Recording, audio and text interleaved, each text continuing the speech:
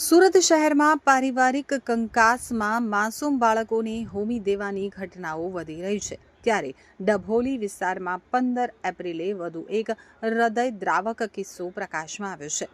અહીં રસોઈ બનાવવા જેવી નજીવી બાબતે થતા ઝઘડાથી કંટાળી અને એક માતાએ પોતાની 6 અને 5 વર્ષની 2 પુત્રીને અનાજમાં ઝેરી દવા પીવડાવી પોતે પણ ઝેરી દવા ગટગટાવી લીધી હતી।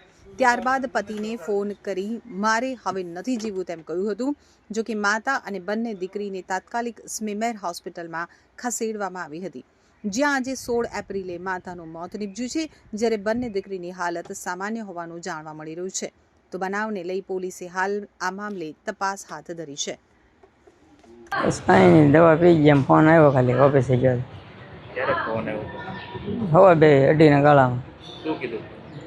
દવા પી ગઈ। મેં કીધું હું કાંઈ કારણ કાંઈ નહીં, કે બસ મારે નથી જીવવું। કેટલા લોકોએ દવા પી? એ બે છોકરીનું કહે, પણ છોકરીનું તો અત્યારે કોઈ વસ્તુ કાંઈ છે જ નહીં।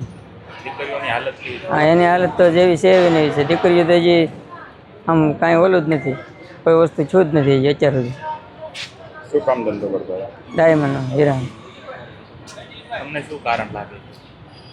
કાંઈ નહીં, બસ એને માનસિક જ આમ એના મનમાં જ એવું થઈ ગયું। નકર તો હું દાવ થોડોક 10-15 મિનિટનો મારે અડધો કલાકનો જ વેળો રહ્યો, તો હું ઓફિસે ન દઉં ને, મને કાંઈ કારણ હોય તો। આ ઘટના કાલે કેટલા વાગે ઘટી છે? એ બસ 2:30 ગાળામાં થયું। એમ શાક સુધારતી હતી, હું ફ્રૂટ લાવ્યો તો ફ્રૂટ જ્યુસ પાયું, એવું બધું ચીકુ ને એવું બધું।